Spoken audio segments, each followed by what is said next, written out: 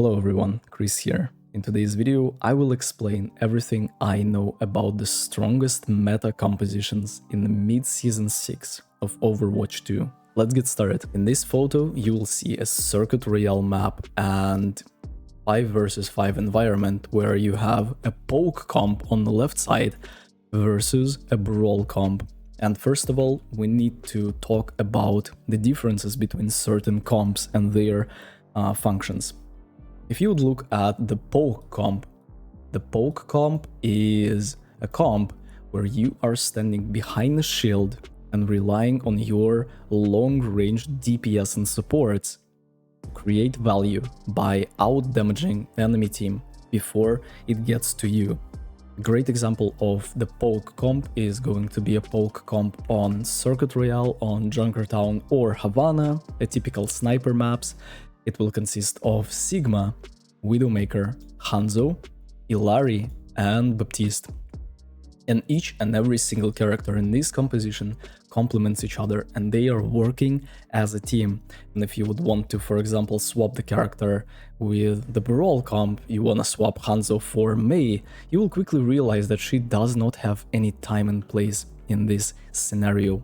So if you would look at the poke comp on the left, you'll quickly realize that you have a Sigma that will shield any aggression from your snipers. You have the snipers with the long range potential that will allow your team to never let anyone get close to you. Whether it's going to be Reinhardt, Orisa, Zarya, it doesn't matter. They will use their abilities and by the time they will approach you, first of all they have to go through the Sigma, and then even if they do, they're going to be dead because your damage is going to be obsolete. And then you have a support backline that supports you. Baptiste is great for massive, and I'm telling you, massive AoE heals, and you will be able to gain so much value from your right click. Your lamp is going to save your teammates. For example, the Sigma is 3 seconds from his shift or his shield is just recovering. You can save him up and create the stagger, create the domination right from nothing. Illari is just a better Zenyatta. Usually you would see Zenyatta played in compositions like this, but in reality she farms her captive son a lot faster, and this is literally the winning team fight if enemies are not cleansing it or escaping it. And on the right side here you see the typical Brawl ranked in a composition right here. You have Orisa, a tank that's never dying and ready to press W whenever she wants. Oh, first of all, we need to speak about the Brawl and its function in the current meta. So when you're going for a Brawl composition, you have to realize that you wanna press W and wanna have characters that really benefit from it. For example, Orisa is a really nice W presser. Mei is going to complement this team as you will be able to zone out the enemy tank or the squishy with your wall.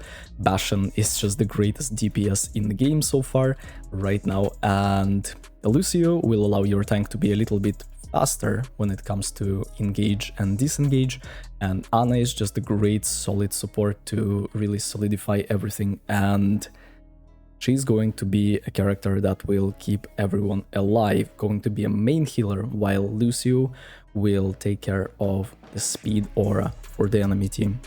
And you quickly realize that this team composition is never going to work on Circuit Royale, given the fact that both teams have the same skill ceiling and skill floor, and they are all warmed up and they are all emotionally stable, as there are so many factors that benefit each team.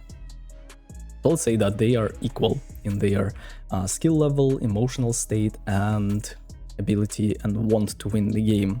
This team composition is going to have so many problems if the team on the left is going to play it in a safe, correct manner. First of all, Orisa is going to be at the risk of dying all the time because you would want to cycle your abilities in a way that you want to go past the tank and try to destroy the squishes before everyone dies.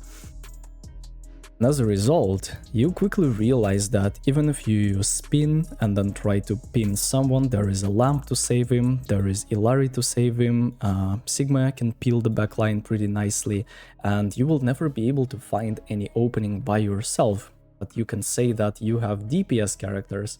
Well, Mei is completely useless versus Sigma, Mei is completely useless versus Hanzo and Widowmaker, and then Bastion is going to get outranged. Even though his turret form is one of the greatest DPS abilities in the game right now, one ability from Sigma, such as his shift, will completely negotiate any effect you have. Outside of that, you don't have any time and place to run freely with Lucio anywhere, because no matter where you go, there are multiple threats.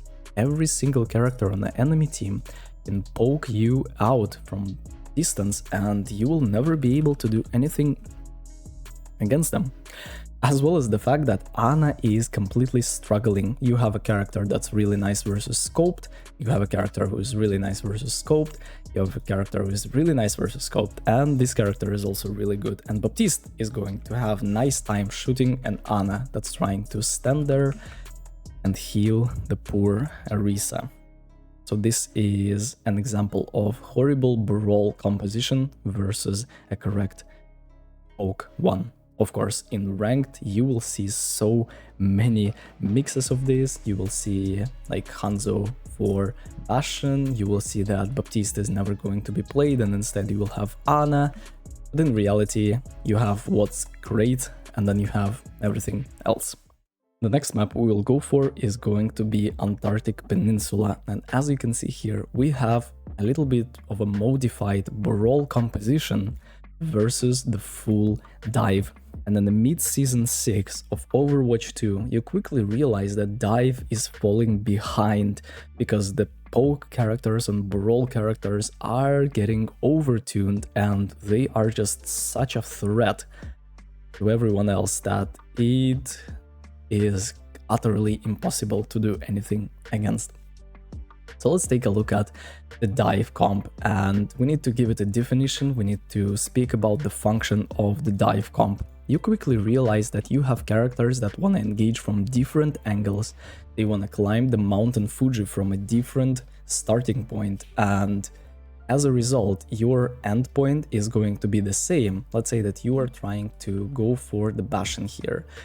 Tracer can take a route on the left, Sombra can go right side, and then Winston can jump right in, and then Ana can land an anti and go for a follow-up sleep dart, or just a shot to collect, and then Brig can whip shot him. And as you can see that instead of poking from distance or going like straight in and pressing W, you are collecting value by approaching from different angles, and this is exactly what dive is. But in reality, you quickly realize that Tracer Sombra combination went from being absolute S tier in Season 5 to being B tier at max at Season 6. And why exactly so? You have Illari. You have Illari, you have Baptiste, you have Mei, and you have Arisa. And yes, even though Sombra is great versus Arisa, you quickly realize that you just have horrible 1v1s versus these characters, and there is nothing you can do. Your tank goes in. Let's say that Winston decided to jump the backline, and Tracer and Sombra are there to support, and Brig is somewhere here, and Ana is standing in the line of the site. What ends up happening is Bastion is going to press his turret form and completely annihilate Winston, as there is just nothing you can do against that. This is a hard counter, and then you have a 1v1 where you are going for, or let's say that's a 2v1, right, for some time, when you have Tracer plus Sombra going for Illari. Guess what? She can 2-tap Tracer, she can 2-tap or 3-tap Sombra, and you always have Baptiste with the lamp, with the shift, with his right click, so Illari, and then you have the healing pylon. So Illari in a perfect state is never ever going to die, and there is nothing you can do to save the day. Dive is falling behind, and there is just nothing you can do to save it. It feels like they need to nerf certain characters or buff dive characters for it to work. But as of Season 6, mid-Season 6 of Overwatch 2, we are experiencing the Brawl meta. And the last map for today's video is going to be Ilias, and as you can see we have the dive versus brawl, but in reality this time dive is a little bit modified. We have Doomfist, we have Echo Mercy, which is very interesting, simply because the geometry of the map allows you to be a little bit cocky and extravagant when it comes to your approach to the situation. And if you would want to compare these teams one by one, given the fact that they have the same skill level, emotional state and will to win the game, you quickly realize that it's all gonna come down to how coordinated this team is going to be, because this is a complete answer to play against, let me tell you. So you have the Doomfist jumping in, you have the Tracer that started from the high ground, jumped to this high ground, and then jumped here. And now you're Bastion at the big risk of dying, even though he's standing on the high ground with Larry. And then you have the Echo with stickies that are always ready to go for a sneaky assassination on the backline. And it's very interesting how you can mix these characters, you can improvise, you can go for certain approaches, and in reality, in ranked, you just need to play the most valuable character on each and every map and do your absolute best if you want to win games. This is exactly why I encourage you to pick up multiple roles and multiple characters in order for you to understand what other people go through, how they think, and what their possibilities and limitations are. If you have any questions regarding any of this, let me know in the comment section down below. I'm sure there are gonna be plethora of players who would want to answer them. Thank you very much for watching. See you in the next one. Take care.